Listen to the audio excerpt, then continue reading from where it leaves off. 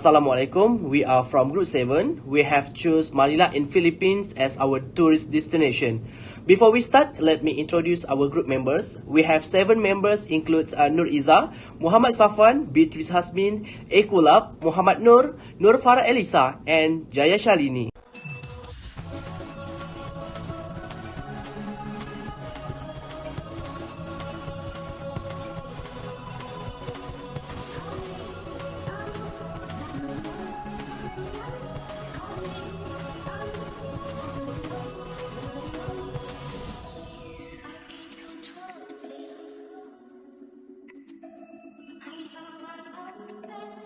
Assalamualaikum and hi to our respected lecturer.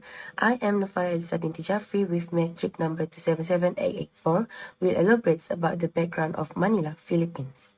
Manila was founded on June 24, 1571 by 3 conquistadors, namely Martin de Guete, Juan de Salcedo, and Miguel Lopez de Legazpi.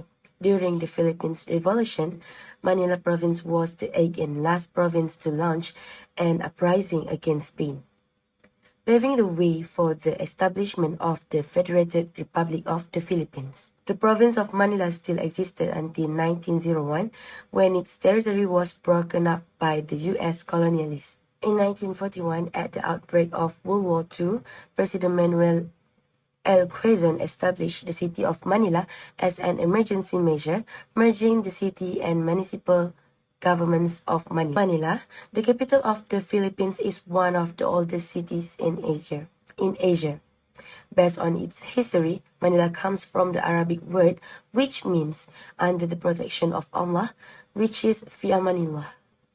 In fact, Manila was formerly referred to as Manilat, which is derived from the nilat plant, which is a flowering shrub that grows along the banks of the river. Metropolitan Manila, which has 16 city districts, is located on the island of Luzon and is spread along the east coast of Manila Bay at the mouth of the Pasig River. Manila is the center of Philippines' political, economic, social, and cultural activities. In fact, the Philippines capital is also a center of industrial development as well as an international port of entry. I think that's all from me. I will pass the presentation to the next presenter. Thank you. Assalamualaikum. Hi and Assalamualaikum. My name is Muhammad Nur Ramadan bin Azhar and my metric number is 279847. I will present about the tourism potential of Manila. Like other countries, the tourism industry in Philippines is important as it gives many benefits to the countries in many aspects like economy, culture, and politics. Manila is the main gateway to the Philippines, have many attraction destination that has attract many people to come and here and select it as the tourism place. There are 3 tourism potentials of Manila. First is historical and cultural tourism, in which Manila is rich with its heritage. As we know, Philippines at the past has been conquered by the Spanish and it has left many histories to the Philippines. This type of tourism allows the tourists to get the historical and cultural information in Philippines. Secondly is nautical tourism, which indicate the tourism based on the water. Manila has many islands and ocean that attractive like Cebu, Batanes, and Puerto Princesa. The island and ocean can be improving with the tourism infrastructure that's suitable and useful for the tourists that come today. The third one is ecotourism, as Manila is rich with the place that related to the natural area. The tourism is nowadays is grow in popularity as important for the sustainability of the environment and the tourism place. This kind of tourism at the same time can help to protect the place and allow the tourism place to continue the tourism industry for a long period. Greetings to our lecturer, Dr. Hamir Musni. My name is Jay Shainiana Propanduriraj. My metric number is 280945. So now I'm going to present about the type of resort that can be built in Manila. So I choose beach resort to be built in Manila. So before I present about the reason why, I would like to tell about the definition of resort. A resort is a place where people go for a vacation, relaxation, or for a specific reason. A beach resort is located near beaches or seashores, are the primary focus of tourists and are an ideal weekend gateways for tourists, visitors, and also guests. So as we know, parasailing, snorkeling, kayaking, and scuba diving are among the sports available at beach resort. As a contained establishment, a beach resort provides for most of vacationers' needs while remaining on the premises. For example, lodging, food, drinks, sports, entertainment, shopping, and etc. Okay, why we build beach resort in a physical way? There are no strong current in the water, making it appropriate for youngsters. Which means there are no what do you call dangerous currents in the sea water. Okay, for the youngsters, and the beach resort is also suitable to owing to the presence of a natural pool area, and that may be used as a family holiday destination. Beach is also surrounded by trees and it is great for a family picnic. So the last one is, it has a magnificent view since there is a clean sea of waves virtually every month. So that is all from me. Thank you very much. Hi, my name is Noriza Muhammad Sobri. So my metric number is 269872. So I will continue this presentation. Okay, so for my part is the government or public policies pertaining to the destination and development at the destination. So my first point, to ensure the development of Philippines tourism that is for and by the Filipinos people, conserve and promote their heritage, national identity, and also the sense of unity. So heritage conservation plays a major role in helping define the identity they have proudly showcased by reminding people of how prosperous their past has been. So their bold heritage is evident of their political history and socio-economic development, ultimately mirroring their shared values and the excellence and creativity of the Filipinos. So for this, protecting this should be a priority for the Philippines, given its rich history and very engaged communities of stakeholders and the promise all-out support to initiative done the right way.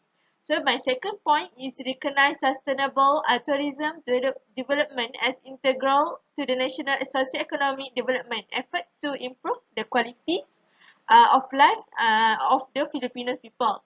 Tourism can help raise the living standard of the host people towards the economic benefits it can bring to an area. In addition, by developing an infrastructure and providing recreation facilities, both tourists and local people will get the benefits. Ideally, tourism should be developed that is appropriate to the destination. Tourism boosts the revenue of the economies, create thousands of jobs, develop of the infrastructure of a country, and plant a sense of cultural exchange between foreigners and also citizens. So that's all from my part. Thank you. Assalamualaikum, my name is Muhammad Safa Yusri. My metric number is 269879. So now I will continue with third point of policies by Philippines government, which is government promote a tourism industry. Republic Act 9593 or the National Tourism Policy Act of 2009 was ratified by the Senate and House of Representatives on March 4 till 5, 2009. The law aims that strengthen the tourism industry in the country and promote the Philippines as a premier tourist destination in Asia. Some of the law's components include the upgrading of international competitiveness through the institution of an accreditation, standard settings, and classification system. Under this law, the Philippines Convention and Visitors Corporation will be re-established as the Tourism Promotions Board, which will be responsible for marketing the Philippines as a global tourist destination and emphasizing its other products and services. The law also provides for the establishment of the tourism infrastructure and enterprise zone authority, an institution tasked with the designation, regulation, and supervision of tourism enterprise zones in the country. The institution of the RA 9593 has established the Philippines as a premier tourism destination in Southeast Asia. This was evidenced by extensive growth in the Philippines tourism industry. Last but not least, is create a favorable image of the Philippines within the international community, thereby strengthening the country's attraction as a tourism destination and eventually paving the way for other benefits that may result from a positive global view of the country. The country industry was further revitalized by the passage of RA 9593, also known as the Tourism Act of 2009, which is declaration of the Philippine government that tourism is an indispensable element of the national economy and an industry of national interest and importance, which must be harnessed and an engine of socio-economic growth and cultural affirmation to generate investment, foreign exchange, and employment, and to continue to mold and enhance a sense of national pride for all Filipinos.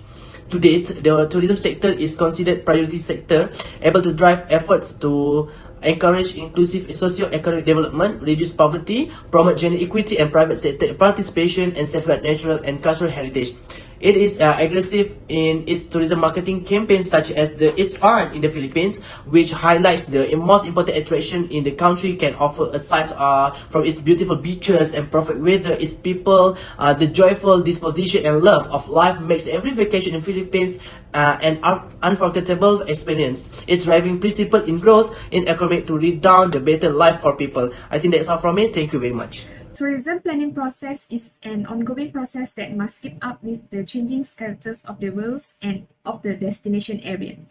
There are essential stages in tourism planning process, which are study preparation, determinations of goal and objective, survey analysis and synthesis, plan formations, recommendations, implementations, and monitorings. The first stage is study preparations. We as developer need to understand the market segments of the local regions and nation of Philippines. We need to appropriate policies and strategies to develop resorts sustainable. We need to ensure that the development of resorts to be continued out of generations to a long-term periods. In this stage, we need to develop a formal plans, reports, and proposals. The second stage is determinations of goals and objectives. Our goals is to be most sustainable resorts in Manila. Objectives are to protect and enhance the environment for future generations, to promote sustainable forms of travel such as ecotourism, rural tourism, and natural tourism, and also to provide opportunities of career advancements, growth, and development of the Manila. The third stage is the race. In this stage, we do some research about the destinations that wants to be developed as resorts. We do some interview with the locals at the destinations to get more information. Not only that, we also observe or go downtowns to the real destinations. The fourth stage is analysis and synthesis. We will analyze the data has been collected and then present the findings through graph, diagrams, and maps. My name is Beatrice Asmin Ana Anding. My matrix number 277052. So I will continue the stages of planning process. So the fifth stage planning process after the analysis and synthesis is planning information. So in planning information, we need to prepare few alternatives to the initial tourism development plan, and we also need to choose which alternative that can be implemented to achieve our planning goal. So the sixth stage in planning process is recommendation. So the plan that we made must be interpreted into detailed recommendations. So the detail is what we need to do along the plan or along the process of the plan. So other than that, we also need to suggest appropriate strategies and also actions for any problems that might occur during the process of the planning. So the seventh stage is implementation. We must get approval from government agency of Manila before we implemented our plan. So besides that, we also need to elaborate on how this plan will negatively impact people and also their experiences. So the last stage of planning process is monitoring. So as the plan is running, we need to ensure the development go as what we already planned. And besides that, we also need to ensure to mitigating impact and also the situation's impact. So and the most important is we need to prepare the prevention and conservation step if any problems arise during the planning process. So yeah, that is all from Team 7 and from us. A big thanks to Dr. Amirul Husni bin Afifuddin for giving us this opportunity. And thank you to the audience for listening as well. We are sincerely appreciate for your attention. We hope all of the information given and delivered are important and clearly been given by us. Thanks again. Goodbye. See you again.